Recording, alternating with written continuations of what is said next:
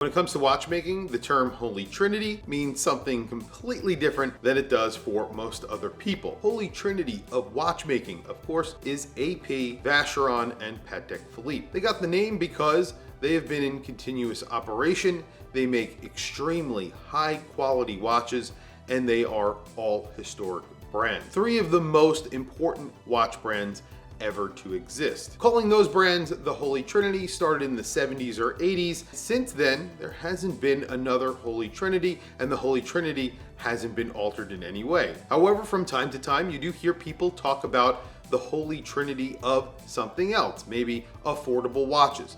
Today, I want to introduce my own Holy Trinity. My Holy Trinity of independent watchmaking. These are three brands that are wildly different, go their own way, and make watches that are extremely special and some of the highest quality that you can buy. So let's talk about the Holy Trinity of independent watchmaking.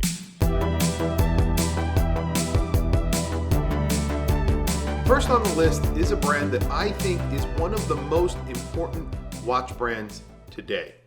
Not only for independent watchmaking, but watchmaking in general. Max Buser, the man behind mb&f, is part mad scientist and part artist. He has created some of the most interesting watches that money can buy, creating miniature horological sculptures for your wrist. I remember the first time I saw an mb&f and it blew my mind. I had to have one, and I have been collecting for many years. It's over 25 years now, and when I finally got my own mb&f, I own the HM5, I felt like I didn't need to collect anymore. Obviously, I got over that feeling, but I had reached the pinnacle, and I still feel as though I cannot really top that watch unless I get another mb&f. mb&fs are split into three different groups. The first is my favorite. It's horological machines. These are small sculptures for your wrist. These don't follow the rules of normal watchmaking. Sometimes the movement will be on the front, sometimes it's on the back. Usually you cannot tell time in the normal traditional way.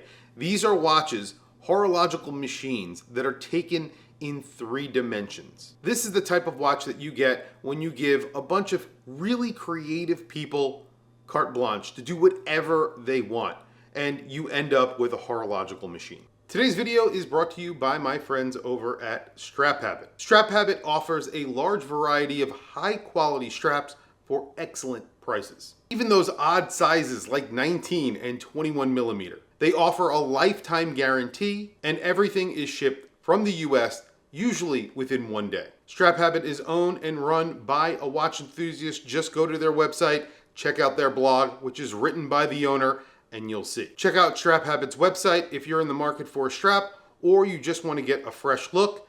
I'll put a link down in the description. The next is their legacy machines.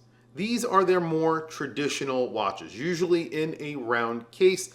They are anything but traditional. They take all of your traditional complications and make them extraordinary. Just because they have a round case and maybe have an hour and minutes hand like a traditional watch, they are anything but traditional. Again, they're taking everything and making it 3D, but at the same time, keeping it in a somewhat traditional package. Legacy machines are extremely sought after, and there's a good reason for that. It takes what mb&f does the best, something crazy, something out of the ordinary, and mixes it with the traditional, and you get something extraordinary.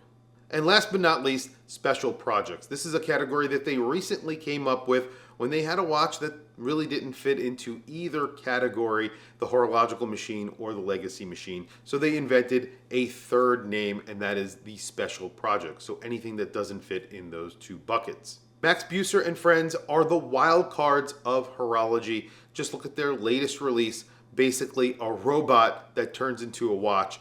It is insane. I don't even know all of the details yet, but I really want to see this watch in hand one day. It is incredible. They consistently come out with insane objects that tell time. And if you're a kid at heart, you're going to love mb&f. The next brand I want to talk about is a brand that inspired mb&f, or at least helped inspired mb&f through, of course, Max Buser. When he first saw the Urwerk 103, Max Buser was inspired by it and created his own brand, mb&f.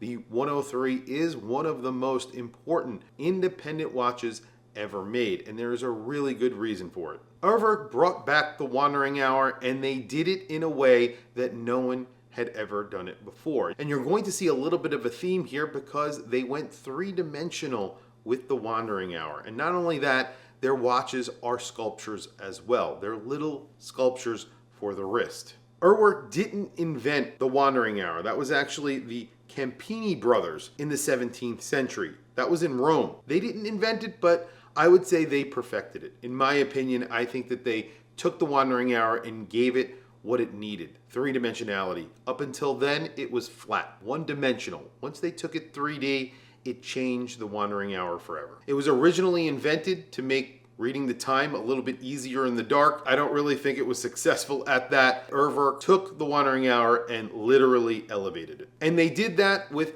heavy inspiration from sci-fi, Art Deco design, and outer space. When I see Urwerk, I see an instrument panel from a spaceship that doesn't exist. Something that could have come from a Borg ship from Star Trek.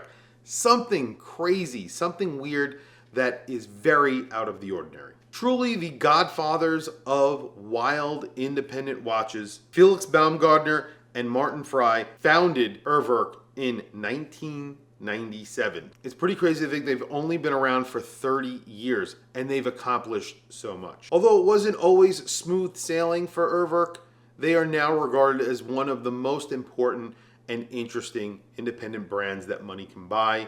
And when they come out with a traditional watch that has an hour and minutes hand, that actually makes news because it's not something that they normally do. In fact, they had never done it up until very, very recently. And that is saying a lot. Urwerk is truly a special brand. The next watch that I would include in my holy trinity of independent watchmakers is a watch brand that maybe some others would include in this list and maybe some others wouldn't.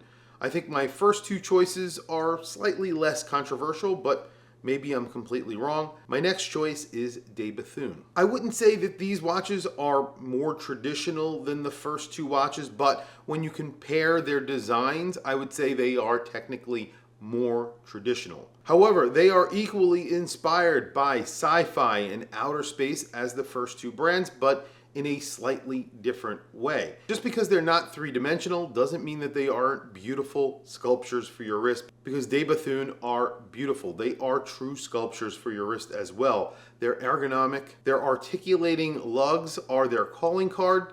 Their floating articulating lugs make their watches, even though they are on the larger side, wear beautifully. It's sort of a calling card of theirs. It's one of their design elements that people absolutely love. De Bethune, I kind of think of them as the supercars of high-end watchmaking. They were founded in 2002, and they have created over 30 proprietary calibers. Just think about that, 30. Most brands don't even create one.